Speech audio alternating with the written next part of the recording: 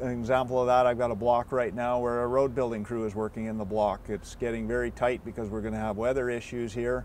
A falling crew is going in there. The first thing that falling crew and that road building crew, they've already been talked to, both crews, is they're going to have a safety meeting so they can all work in there together. And that's important with the interface here. They're going to make sure that they've all got the same radio channel. There's blasting going on in the block at the same time as falling. They're going to have a safe place to go to, pre-organize all that stuff, pre-organize the whole thing of how it's going to work, where they can work so as they don't get in underneath each other. There's a lot of coordination in some of these places here. Same as when a crew leaves a block, they'll often hand me off a map with any hazards that are identified that they've left. Planning can help us work safely when we're initially going to go into a block and developing the plans and manufacturing regimes to work with the guys. We can kind of look at the area, understand what our constraints are going to be, if they're terrain or sometimes weather, access, whatever it may be, and we can kind of work around that and make the manufacturing prescriptions and stuff fit what we have available on the block. So we just take all these things into consideration to make sure that the guys have the ability to work safely and we're not forcing them or asking them to do anything that's unsafe. Planning is second to none, basically.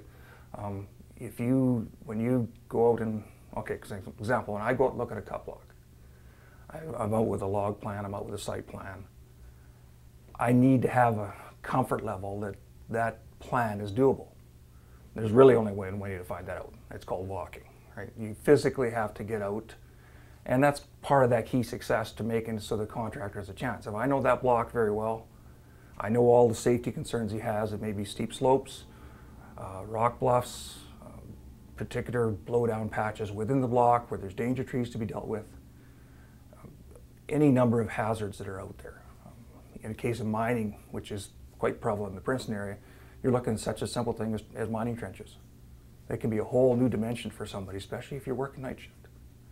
So all those little things you have to be considering when you're out there. It seems like as soon as the crew finds out that compo's on site, everybody, gets everybody's radars up, and they're, and I've come to understand and realize that we've had more favorable interactions than we've had non-favorable interactions with the OSOs, and I think that a big part of that just has to do with making sure that that everything you're doing is well within what reg states. And again, that starts, now you take that and you pull that back to your pre-work planning. In some cases, about 4 different jobs that we've done, I've called my local OSO before we started the job and explained to them, here's where we're going to be working, this is what we're going to be doing. We'd like you to attend our pre-work safety meeting at the site so that we can discuss with you at that time all of the site particulars and the prescription particulars, and so that you don't show up 3 weeks into the job and tell us that we're doing something that's contrary to a reg. You can tell us that at the beginning. And that generally has been met with, what? You don't phone us. We show up when we want. I said, yes, you can show up whenever you want. I don't care. But I'm trying to involve you in this process proactively. And we started to get buy-in from our local OSOs who then did do unannounced follow-ups and site visits, and it was, again, it was favorable. Having a notice of project in place, making sure that they're aware of that as well, and then when they do show up, you know that you've satisfied the first step in what you need to meet from a regulatory standpoint.